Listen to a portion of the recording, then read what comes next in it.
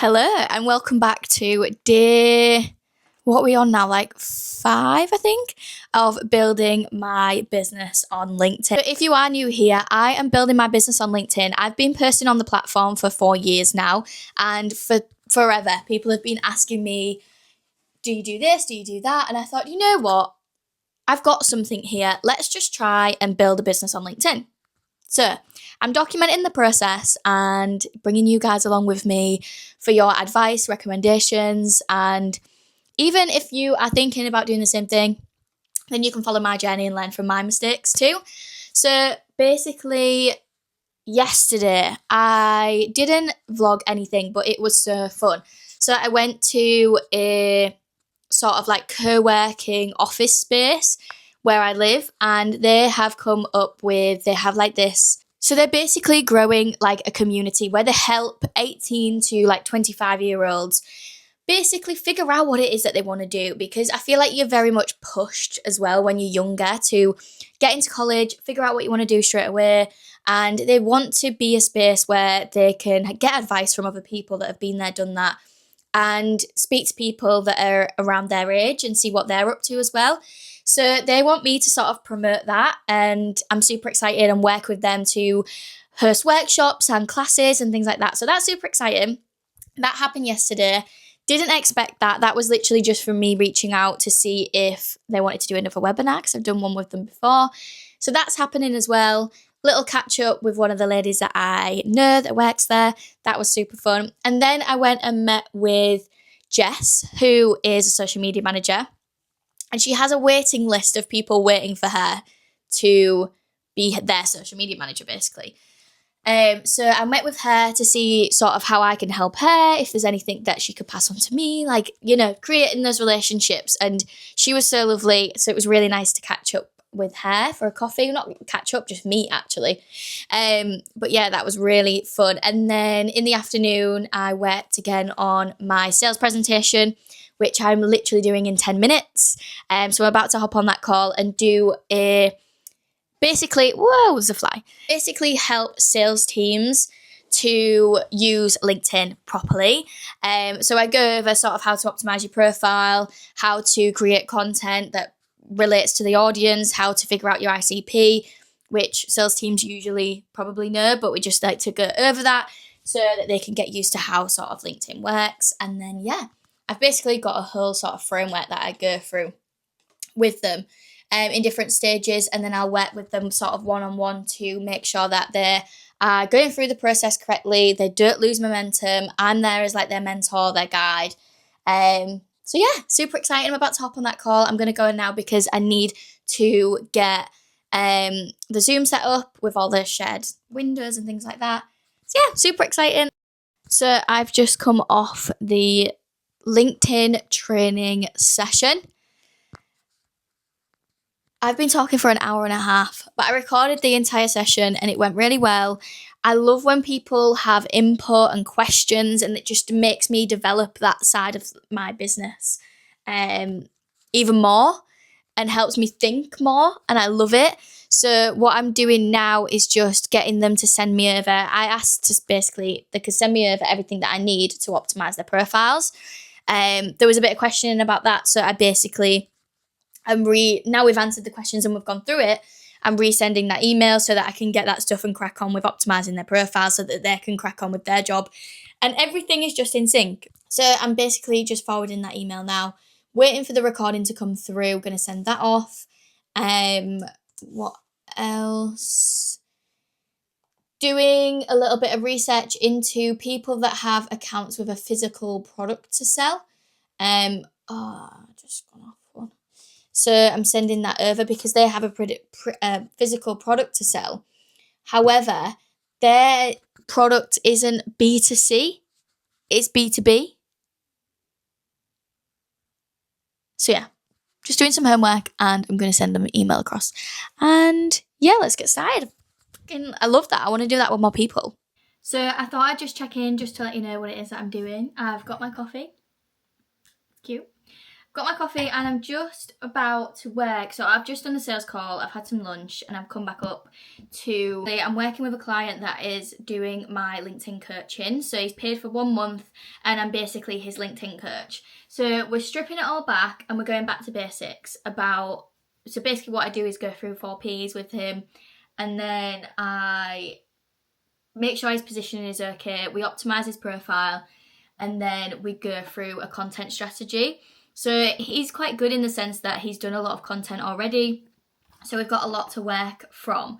But there's just little bits of issues he's finding, like he's not really getting those inbound leads.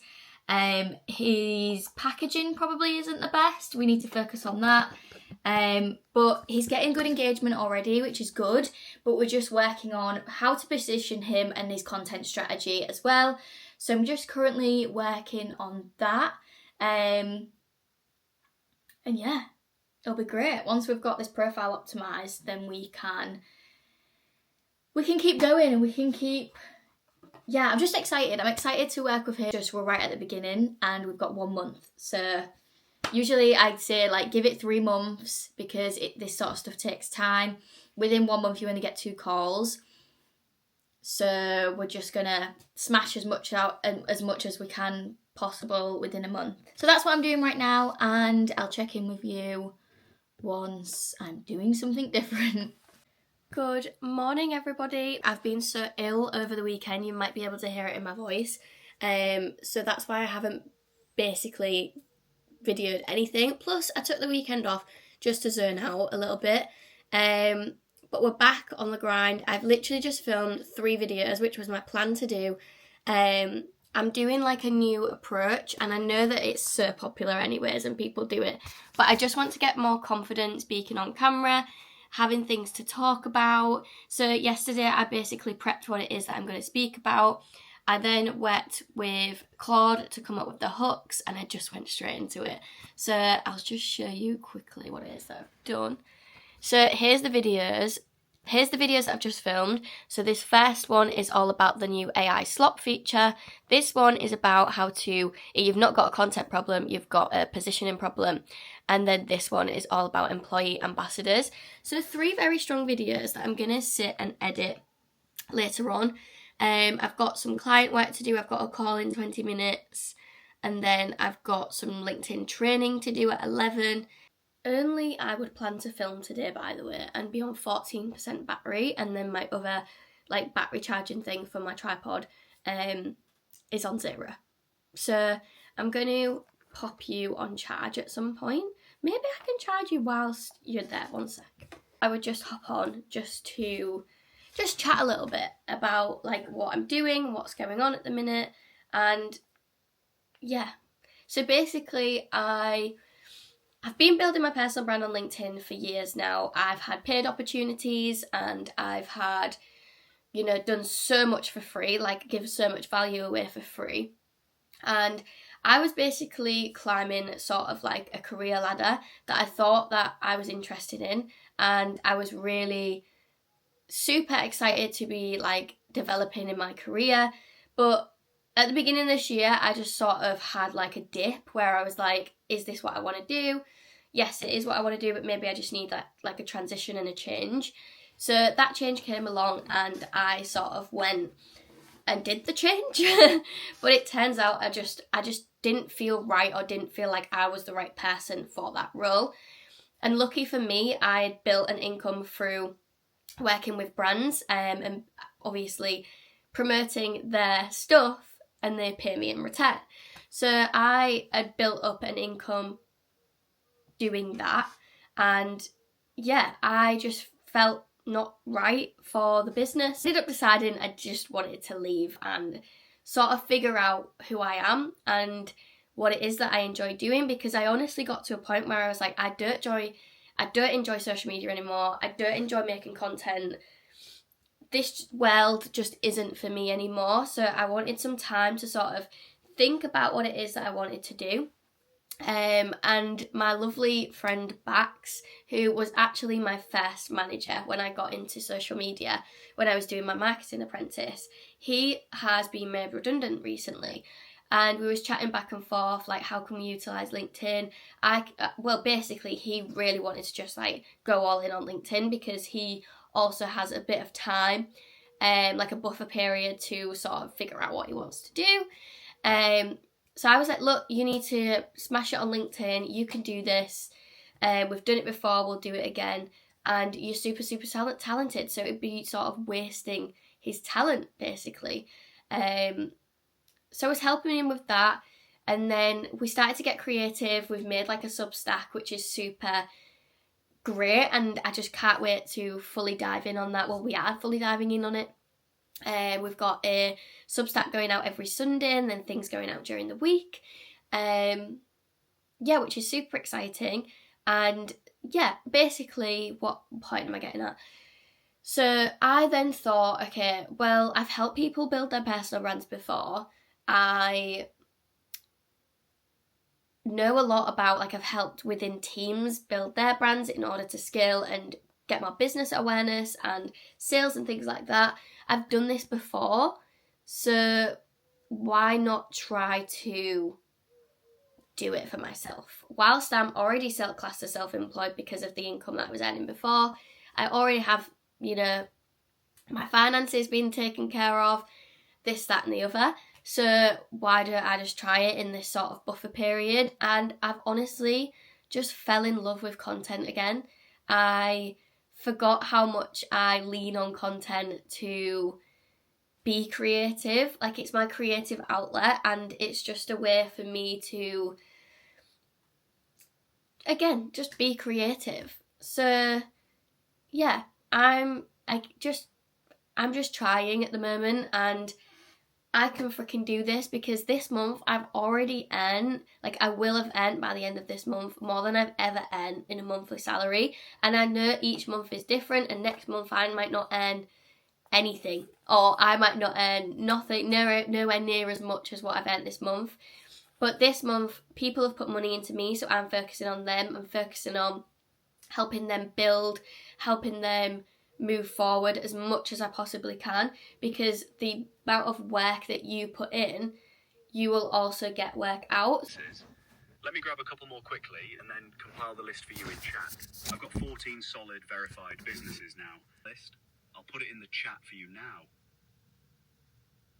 I've literally, so I was having a drive and I had an idea. I was like, okay, I'm going to outreach a particular industry, and I'm just going to ask if Claude could pull the business emails off of 15 websites for that particular industry.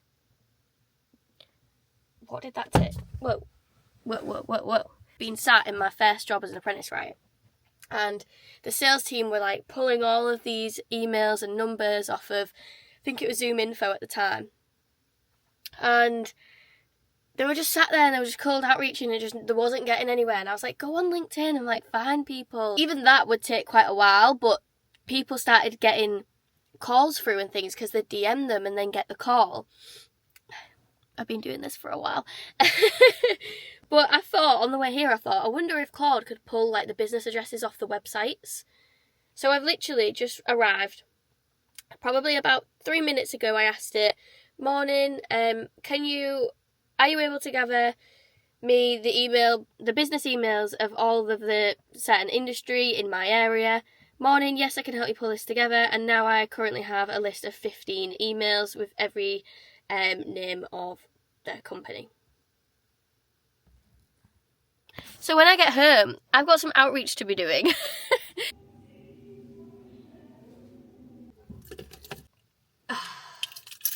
Right, I'm done at the gym.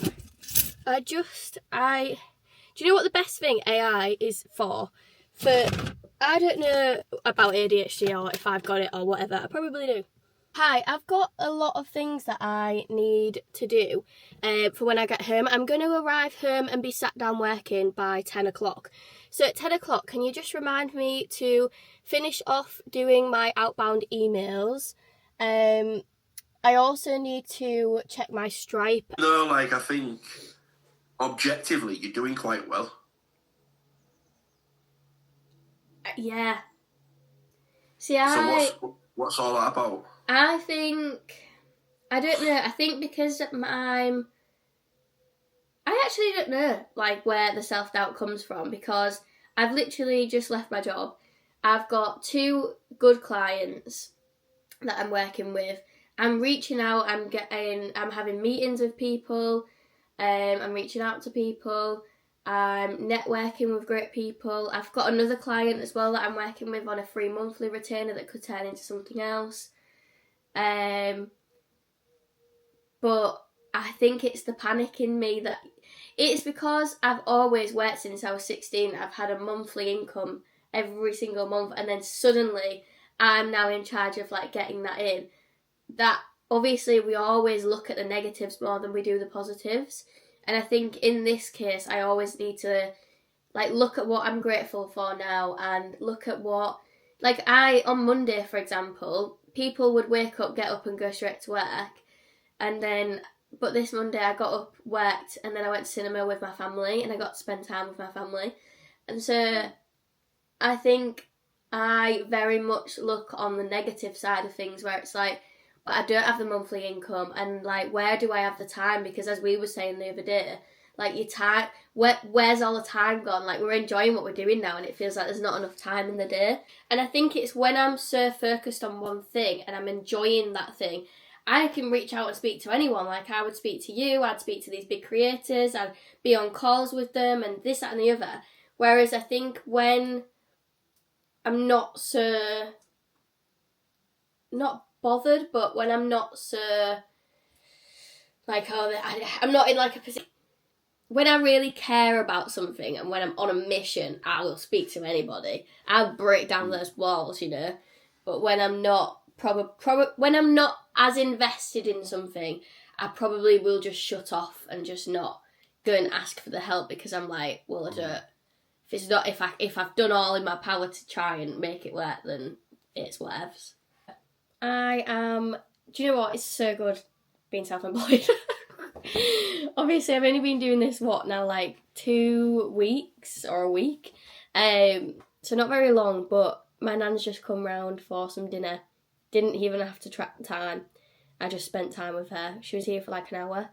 It was really nice, actually.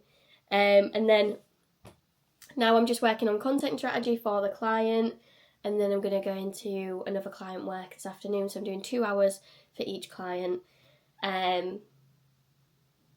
Yeah, and then there's any clips later on, so I'm going to go watch that as well. Through this client work now, and just something I want to bring up, especially for anyone that's like educating themselves on stuff like this, or anyone that just loves like branding and strategy and research. So I asked my client like what is his ICP, which is ideal client persona. So his ideal client persona. What's their problem right now? And the answer was his service. Like, your ideal client's problem is not that they need your service, because your ideal client might not even know that they need your service. They might just be, you know, going through life, doing this, that, and the other, having these problems, and that's where you come in. You educate them that that problem that they're having, or that issue that they're having, is being caused by this certain thing, and you are the expert and you are the authority to deal with that certain thing and educate them and help them come out of that and have then this massive outcome, which is why the service always comes last. And what you've got to look into is how you can educate that person on that, the story, that how you got to where you are and what you've been through in order to get there. Because if you are obviously an educator on that, then you have done the certain thing, you've been there, done that. So you've then got to back that with your education and your story, and then to advertise that, what is the outcome that the other person's going to get if they use the education that you give them, and if they back you and they go with you, they're going to get that outcome. So it's all about the bubble around your service. It's never just the problem that they're having right now is that they need my service. Okay, so this is basically what I was speaking about earlier. My camera's gone all funky. I don't know why it's gone like that. So basically, starting here. So your ICP's problem is not your service. 1 minute. Okay. starting here. So your ICP's problem is not your service. So what I mean by this is a lot of people say, my ICP's problem is that they need my service. Now, this and this are so far away from each other. So how do we get them to your service? So there's a little bit of in between. So we go from ICP. So what they need to know, this is you. So you're in the middle of your ICP and your service. So how are you going to get them over here? So what I've wrote here is this will not happen, but how do we get them there? So this to this ain't going to happen. How do we get them there? So it's up to us to get them there. So we answer a few questions. What beliefs do you have? So this could be content created around this news article, your opinions on a news article, your opinions on someone else's social media post, your opinions on something that's happening within the industry. Who are you? So this is often storytelling content, so documenting like where your journey is, how you got to where you are today. Education around your service. So anything that you teach in here can be made into content because they're not going to be able to implement that without you. So don't be afraid to give things away for content. And then why should I trust you? So obviously building trustworthy, authority-led content. So proof, this is why we look at proof at the beginning of every client. What proof do you have that will be able to build trust for someone that is looking at your content? How would you help me? So how would you help me? So how would you help me? So this is showing, what your services do. So would you offer a WhatsApp group? Would you offer calls? Do you offer weekly check-ins, daily check-ins? How do you go about actually helping me? And is that going to suit me as a client? So you can create content around that as well. And then creating content about what proof do you have that proves it works. So any case studies as well. So any case studies or recordings of webinars that you've been on before. Who have you helped before? What types of people have you helped before? Because if they see someone that relates to them that you've also worked with, they're going to build that trust with you because they are more likely to work with you because you've worked with someone that's similar to them before. For example, like anyone with ADHD or things like that, they like to know that you've worked with someone like that before so that they know that you're going to work well with them. So once you've created content around all of this, this will then lead them to look at or book you for your services. So this is where the content comes in. So this is your ICP. You create the content around your service, then that leads them to booking in a call or paying for your service. Guys, I'm not kidding when I say I've just come up with this framework on the whiteboard, put it through Claude, and then it's come up with the framework for me so I don't have to go to like a graphic designer. And now I've just made a video about it to post on LinkedIn. How freaking crazy is that?